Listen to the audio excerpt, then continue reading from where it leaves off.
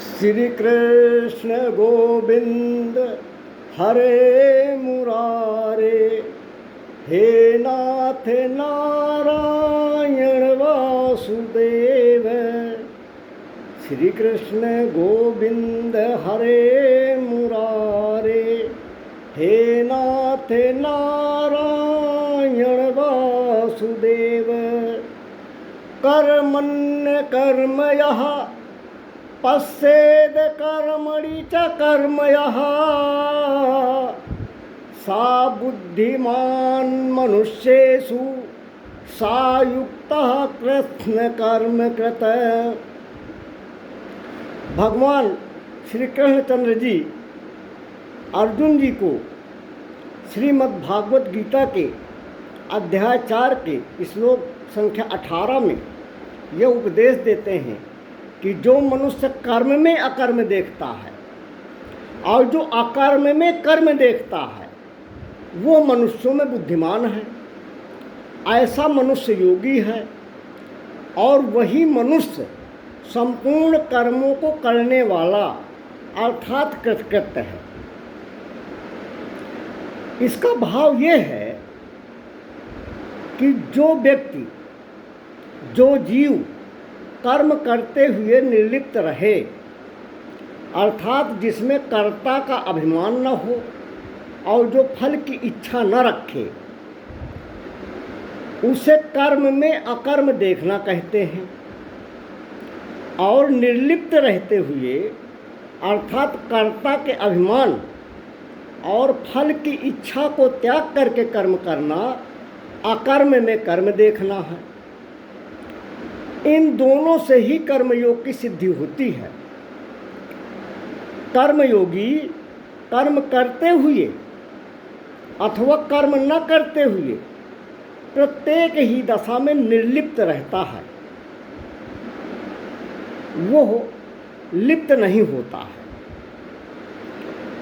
नैव तस्य कृतेनार्थो न कृतेनेह कश्चन। भगवान ने इसी का भाव व्यक्त करते हुए यह कहा है कि कर्मण्येवाधिकारस्ते मा फलेश कदाचन। हे अर्जुन, कर्म करने पर ही तुम्हारा अधिकार है, फल की इच्छा मत करो। इसलिए हम सभी प्राणियों को चाहिए कि हम संसार में रहें, अपने कर्म करें, परंतु संसार से चिपके नहीं। संसार से रिश्ते निभाएं, नाते निभाएं, व्यवहार निभाएं, पर यह सदैव ध्यान रखें कि यह संसार नाशवान है और एकमात्र शाश्वत सत्ता ईश्वर की है। इसलिए ईश्वर का नाम लेते हुए, भगवान के चरणों का चिंतन करते हुए, भगवान का नाम लेते हुए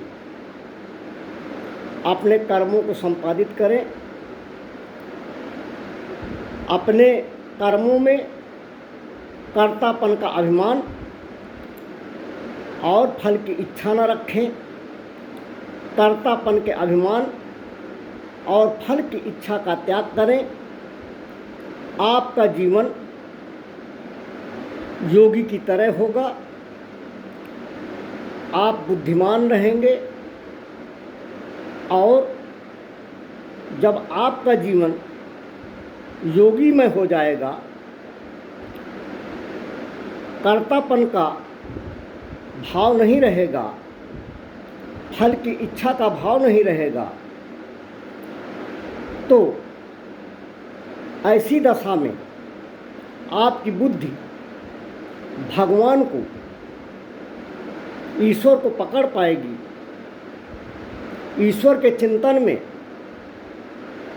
ध्यान लगेगा और भगवान कल्याण करेगा।